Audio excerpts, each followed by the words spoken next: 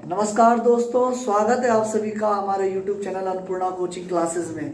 तो अभी हम यूके ट्रिपल एस सी के सिलेबस को लेकर के कार्य कर रहे थे और भारत के इतिहास में हमने वैदिक सभ्यता, ऋग्वैदिक काल, उत्तर वैदिक काल, सिंधु घाटी सभ्यता, बौद्ध जैन धर्म और उसके बाद शक, मौर्य काल, ये सब हम पढ़ चुके थे। आज का जो टॉपिक है हमारा कुषाण वंश, जो कि यूके ट्रिपल एस सी के सिलेबस में एक महत्वपूर्ण रोल अदा करेगा और आशा करता हूं कि यहाँ से एक आध क्वेश्चन पेपर में आपको जरूर देखने को मिलेगा। तो शुरू करते हैं आज का टॉपिक, कुषाण वंश। तो कुषाणों की अगर बात करेंगे कि भारत में जो ये कुषाण वंश आया, ये वास्तव में कहाँ से आए थे, मतलब जो कुषाण थे भारत में, ये वास्तव में कहाँ से थे। इनका मूल स्थान जो था तुर्कमेनिस्तान हुआ करता था। यानी कि कुषाण जो थे भारत में, तुर्कमेनिस्तान जो कि चीन के पास में अपनी सीमा बनाता है, तुर्कमेनिस्तान से ही ये भारत के अंदर एंटर किए थे। और उस समय भारत में शासन चल रहा था पार्थियन वंश का। पार्थियन वंश जो कि ईरान से भारत में आए थे। इन पार्थियनों की सत्ता को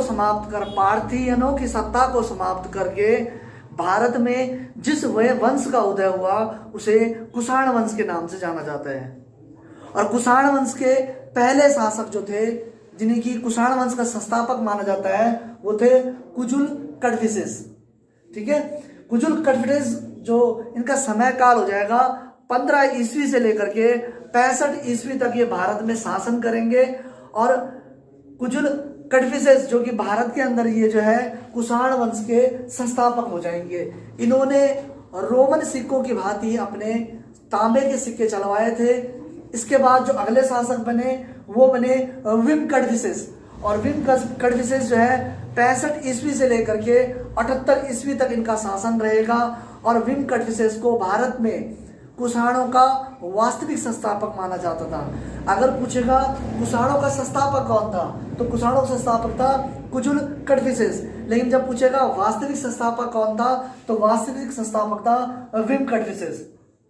इसने सिंधु नदी के पास के क्षेत्र तक्षशिला और पंजाब को हरा करके अपने साम्राज्य में मिलाया था।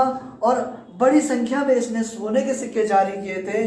और जो ये सोने के सिक्के थे, इसने एक तरफ इसके यूनानी भाषा में होता था और एक तरफ वो खरोष्टी लिपि में होते थे। भारत में सोने के सिक्के जारी करने वाला ये पहला शासक हो जाएगा विम कड़फिसेस, जिसने भारत में सर्वप्रथम सोने के सिक्के जारी करे थे। इसके बाद शासक बनते हैं कनिष्क। और कनिष्क 78 ईस्वी में राजगद्दी पे बैठते हैं। और कनिष्क ने जब राजगद्दी पे बैठते, इन्होंने शक संवत चलाया था। और ये शक संवत जो है आज भी भारत सरकार के द्वारा वर्तमान में लाया जाता है। चैत्र, बैसाख, जेठ, आषाढ़, ये शक संवत है। इसका प्रचलन जो है भारत में कनिष्क ने ही किया था। और 78 ईस्वी में इसने शक संवत का प्रचलन प्रारंभ करवाया था। और 78 ईस्वी से लेकर के इसकी मृत्यु जो होती है 102 ईस्वी में होती है कनिष्क की मृत्यु। तो 78 ईस्वी से लेकर के 102 ईस्वी तक जो शासन रहेगा वो कनिष्क का रहेगा।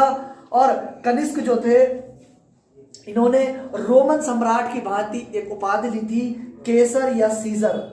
इन्हें केसर या सीजर के नाम से, उपाधि से इन्हें जाना जाता था। और इनकी राजधानी, पहली राजधानी इनकी पेशावर थी, प्रथम राजधानी, जिसे पुरुषपुर के नाम से उस टाइम पे जाना जाता था। और दूसरी राजधानी जो इन्होंने बनाई वो मथुरा में बनाई थी।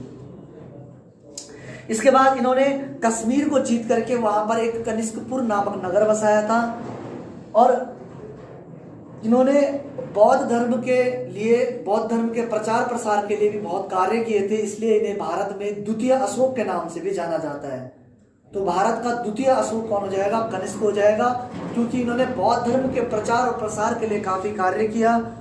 और बौद्ध धर्म का जब प्रचार और प्रसार के लिए इन्होंने काफी कार्य किया था, ये बौद्ध धर्म के महायान संप्रदाय से ये संबंधित थे।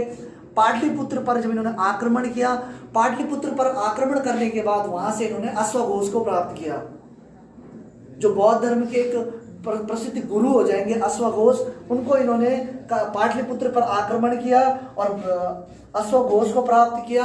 साथ ही साथ बुद्ध का एक शिक्षा पात्र, भिक्षा पात्र जो भिक्षा मांगने के लिए जब अपनी शिक्षाओं को वो प्रचलित करते थे, साथ में एक भिक्षा मांगने का एक कटोरा होता था उनके पास, वो इन्होंने पाटलिपुत्र पर आक्रमण करके प्राप्त किया।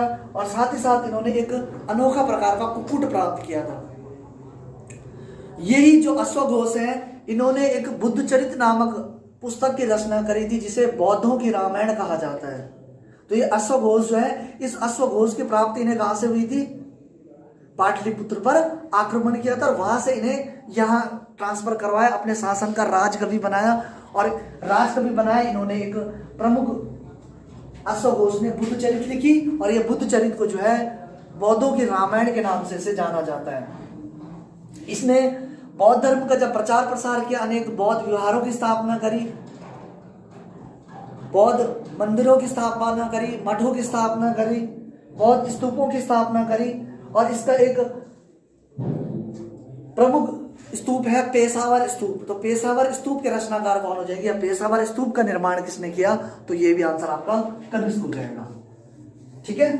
इसी के समय काल में वसुमित्र की अध्यक्षता में चतुर्थ बौद्ध संगीति का आयोजन जो है कश्मीर के कुंडलवन में किया था।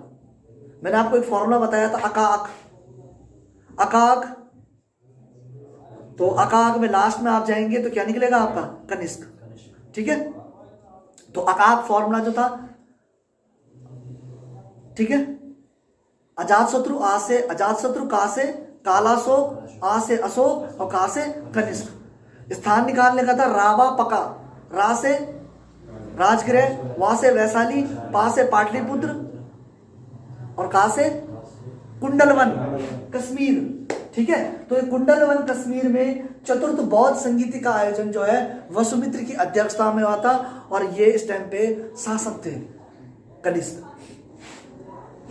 कनिष्क ने जो है चीन शासक पांचाओं से युद्ध हुआ था। चीन के शासक थे पांचाओ। तो पांचाओं से इनका युद्ध हुआ था, और पांचाओं से जब इनका युद्ध हुआ, पहले युद्ध में ये हार गए थे, लेकिन बाद में इन्होंने चीनी शासक पांचाओं को अपने युद्ध में हरा दिया था।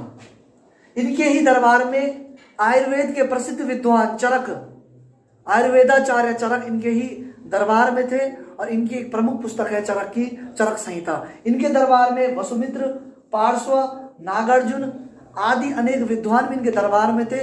नागार्जुन जिन्होंने की माध्यमिक सूत्र की रचना करी थी, जिसमें इन्होंने सापेक्षता का सिद्धांत दिया था।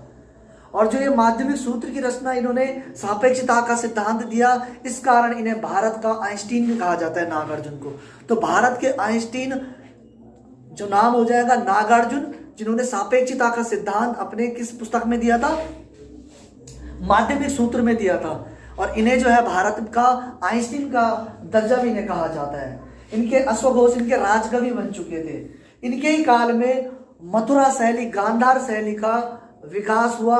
कला की दृष्टि से ये प्रमुख शैलियां जो है, इनका विकास जो है इन्हीं के समय काल में हुआ। इसके बाद अगला शासक जो बनता है वशिष्ठ, उसका उत्तराधिकारी हुविस्क। ज्यादा जानकारी हमें प्राप्त होती नहीं है, लेकिन हुविस्क ने कश्मीर के क्षेत्र को जीत करके एक नए नगर की स्थापना की थी, जिसका नाम था हुविस्कपुर या हुस्कपुर।